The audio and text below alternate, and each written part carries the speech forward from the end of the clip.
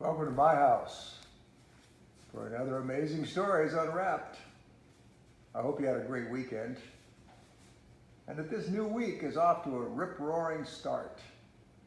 And if it's not, I hope you'll be especially glad that you decided to connect with us today, because we have no other desire but to inspire, to give you a jump start on your week, to put some courage in your soul, some hope in your heart, a spring in your step, and some steel in your spine.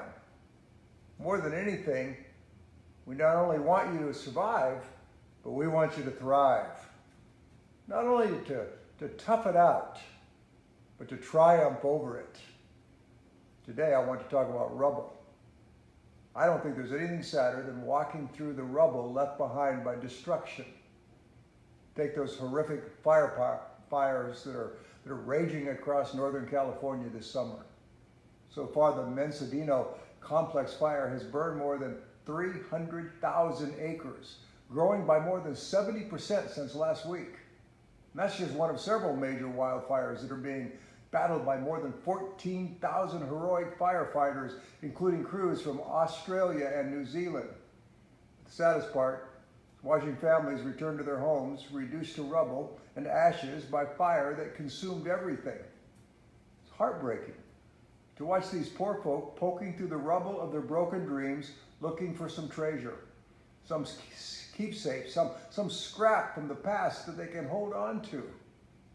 That anguished look in their faces screams out their despair. All the years of accumulation, all the years of treasures lost in a sudden inferno. Think about it.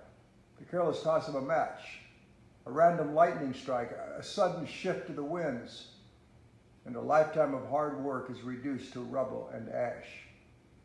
Maybe today you're sitting in the rubble of dreams dashed, the rubble of a marriage that's slowly collapsed over the years, or health that has been reduced to wreckage as suddenly as the winds shift and the wildfires of cancer or some other disease rush in to destroy. Finances that have collapsed in a pile of ashes, dreams dashed, visions gone awry. Or maybe you have dreams for the future that are still piles of bricks piled up waiting for what seems like an eternity, for the finances to come in, or the right circumstances, or whatever you need. And so the building blocks of your future remain in a pile, the rubble of dreams not yet realized. I wonder, are you disappointed or discouraged today? Well, I have a true story designed to give you a shot of hope. I call it Antonina's Ark. Antonina Zabinski adored the wild outdoors. Mostly, she loved nurturing the cuddly offspring of wild animals. She was grateful that her husband Jan was the keeper of the Warsaw Zoo.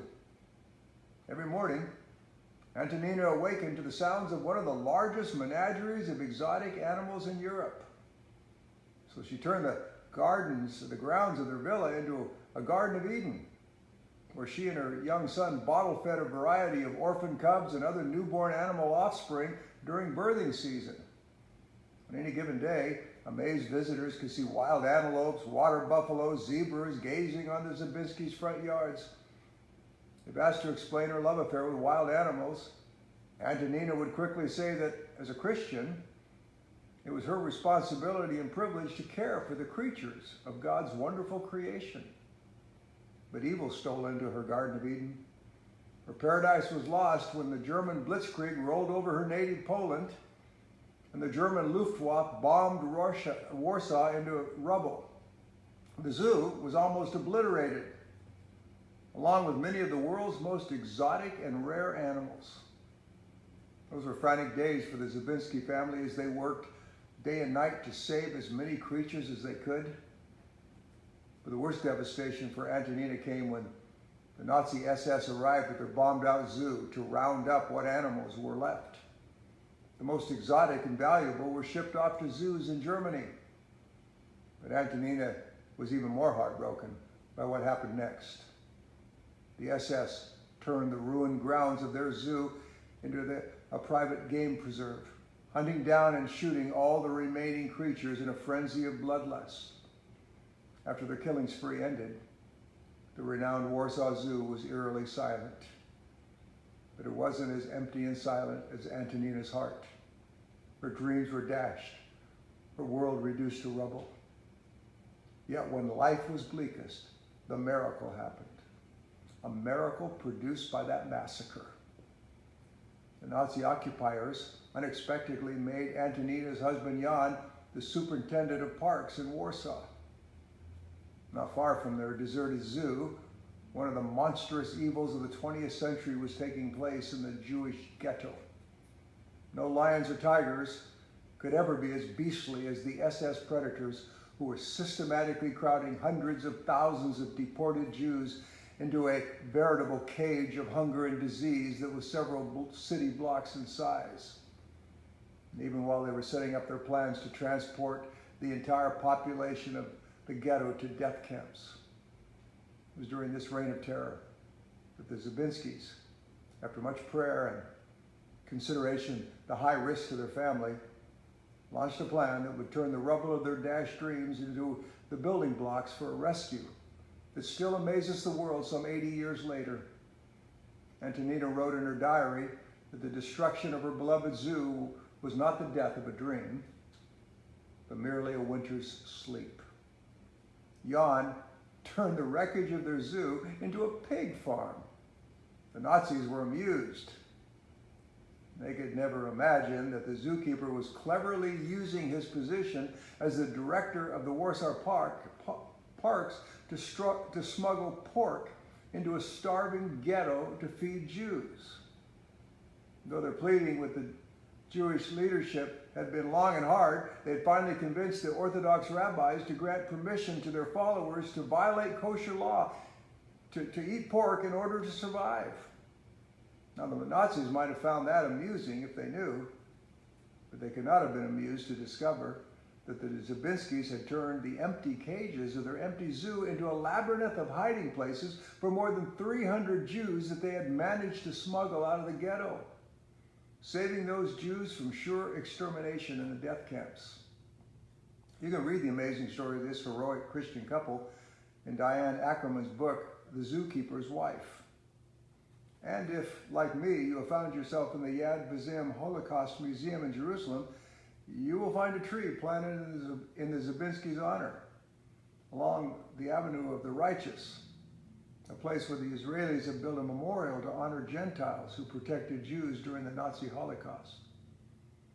The story of the Zabinskis reminds me that God sometimes allows us to lose good things so that our hands are free to grab hold of even better things. When Antonina's Garden of Eden was destroyed, she could have wallowed in the wreckage of her dreams. A lot of folks might have given themselves into despair. Instead, she and her husband replaced those exotic and rare creatures with pigs to feed starving Jews, knowing that the Nazis, in their wildest imagination, never would have figured that out. And then they used the rubble of their destroyed zoo to build a modern-day Noah's Ark to save 300 people from sure death in the SS killing centers. Maybe today you're sitting in the rubble of your dreams. If so, you might want to meditate on this story of Antonina's Ark. Surely the unwrapping of her amazing story gives us a gift of hope. Here's my takeaway from the story. The rubble of broken dreams provide the building blocks of future hope. I want to repeat that. The rubble of broken dreams provide the building blocks of future hope. I don't know whether you're hopeless today, but you can take hope. If God leaves anything in your life that you can grab hold of, then you can grab hold of it and use it to build something better. Maybe all you can do is live through the difficult times you're going through with grace and with dignity, with a smile on your face, a word of encouragement to those who come to encourage you. And by doing so, you'll lift their spirits. You'll inspire them. I believe this: God never, never allows anything to be destroyed that he doesn't want to use the rubble of that destruction as the building blocks for better things for us and for our family and our friends and for our world in the future. Well, I hope that that's an encouragement to you today. If you have to leave us right now, I really appreciate you joining me. And go away remembering that your best days are still ahead of you. If you can stay, I'd like to greet you and shout out something wonderful to you that might be helpful, answer some questions, listen to your comments. Joyce is running to get the microphone. I realized about 1 minute into this story today that we forgot to hook up our microphones to our phone. So Joyce is doing that right now. So your screen might be jiggling just for a brief moment as she and now she's working through all of the twisted and tangled wires. And so here's the microphone for Joyce and I. Joyce, good to have you with us. I hope they can hear you well. Hi, everyone. Welcome today. We've got several with us today. Let's shout out to everybody. William Barnett. Hi, Bill. Good to have you with us. Of course, Renee is with us. Hold on just a second. Sometimes I can't get this moving the way I should. I know Jay Paul is with us. Jay Paul and his wife, they watch us at night before they go to bed in India. Good to have you with us. Several people are watching us from India, and I'm very excited about my Indian friends that are joining us. Ty Gilliland is Hi, with us. Hi, Ty. Good to have you with us again. Lily Lauster. Hi, Lily Lauster. And going to see your daughter in just a few days in Dresden, Germany. They say the temperature is a heat wave of historical proportions, 104 degrees today in Dresden. That's worse than it is in Naples, Florida. Right. Hi, let's see. Hi, Carol McNaught. Hi, Carol. Hope you and Sarah are having a good day. Let's see. Did we say hello to Celine already? No, but always good to say hi to Celine. Sherry is with us. Sherry Early. Hi, Sherry Early. Good to have you. Better early than late. Yes, for sure. And that's kind of it right now. That's okay. I know a lot of other people watch that don't tell us, and people join us later. Right. So, I don't have any comments. You mean Renee hasn't given me a question, or Brian, or any of my friends that always give me questions? I wrote a question, of course, but let me find it here for a second.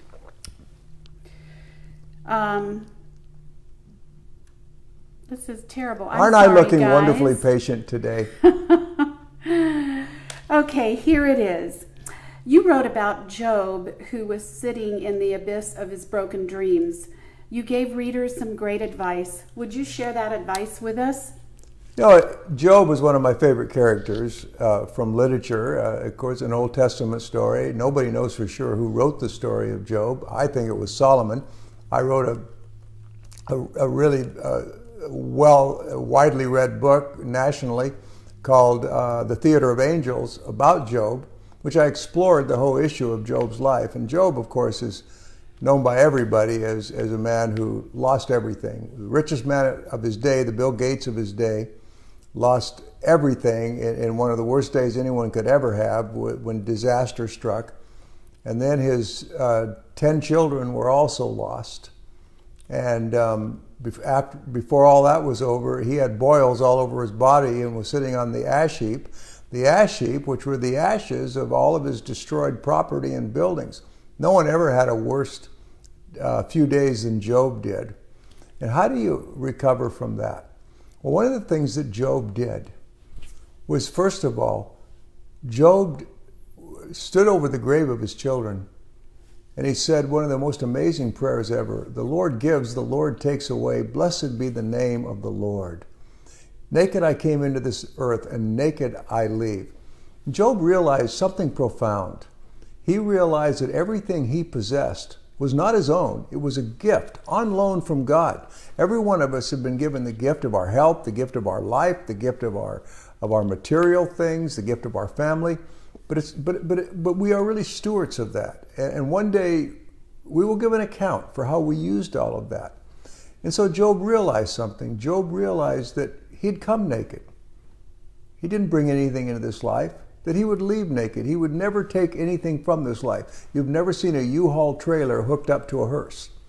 And Job understood that everything he had in between, the riches he had, the health that he had, the children that he had, were all a gift from God. And Job praised God for the opportunity, the years he had to enjoy the good things of life. And then he had recognized, secondly, that it's God's to decide how long we get to keep that which is his all along. I believe this, that nothing that I possess really belongs to me. I don't even belong to me. I belong to the one who created me.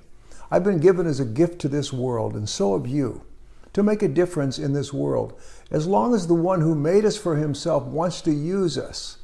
And so Job understood that. And so Job said, God, I'm glad I had those kids. I'm glad I had those things. I'm glad I had my health. I enjoyed them for a season. I just lived every day to the full. But now that they're gone, I still praise you for the memories I have, the treasures I've had in the past. And I'm going to look forward to the future with hope. And Job said something amazing on that ash heap that I don't know that I could say. He said, even though the Lord slay me, even then will I still continue to love him, to praise him, and to serve him. And then he said, I know this, even if I die, I will see my Redeemer in the land of the living. So he believed there was life after death, that this life is not all there is. And I think this, if you believe this life is all there is, then you will be much more in despair if you lose the things of this life. But if you believe there's life after life, there's more than this life, you'll hold on to things of this world, I think, much less tight and be much less upset if you lose them. Thank you, Bob. Raj from Bangalore has joined us since I mentioned. Hi, Raj. Raj has some kids that have been watching with him too. And we've got a couple of watch parties going on. Daily Encouraging Word. Hi, Daily Encouraging Word. For all of you that are watching us, I hope we gave you an encouraging word today. Cat and Nat Chat. Cat and Nat Chat. That's a mouthful. I don't know what you guys are about, but you got a great, great name. And also Teresa Lazaro. Hi, Teresa Lazaro. Glad to have you with us. That is really That's it. Wow, I thought this would spark a lot of questions, but that's okay. I hope you'll think in the days to come about the fact that whatever dreams are destroyed, whatever things you lose, if there's anything left of that, use it. Use it to build something for your future. I like what my friend Renee always reminds me about, and that is that life is like a boat. The past is the wake. The wake doesn't affect where we're going or the speed we're going.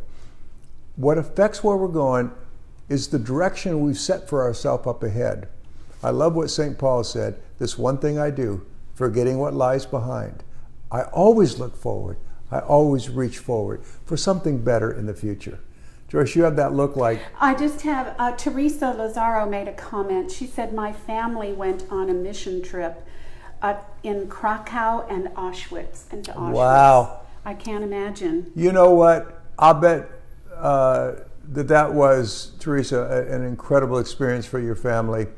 We will be leaving, Joyce and I, to go on our anniversary trip with about 30 of our closest friends on a tour, Reformation tour, to Prague, Vienna, Budapest. And between Salzburg and Vienna, we will stop at Mauthausen, one of the death camps. I don't know that we do so to have an enjoyable time, but we do so to remember that our history, and to remember that those things that happened in the past, seemingly overnight, can happen again in the future. We always want to remind ourselves that we need to keep praying for our world, for those in authority and leadership over us. We need to pray for the nations of the world. We need to pray for the people of the world, that the monstrous evil that people are capable of won't be repeated, and that the goodness that God created is capable of performing will be what will continue to work in this world. And so, good to be with you. Good to have you with us. And of course, I want to shout out to Chris because he came on late, and I told him it's no problem that he joins us late. Carol McNaught said, "You're such a blessing. Thank you for this message." Teresa said, "We will pray for you." Yes, we will remember. Dr. Bob from Renee, thank you for all you do. You're making such a positive impact on so many lives. And we love the fact that you join us too. You know what? It's tough enough to deal with the adversities of life, but it's even tougher to deal with it alone. And so we're building an international community of people that are just linking arms together and encouraging one another together so that this world will be what I think my Lord and Savior wants this world to be, a place where love abounds, where the goodness and greatness that God created this world to be can take place as the good news goes out to all the world. And we want to be part of that good news.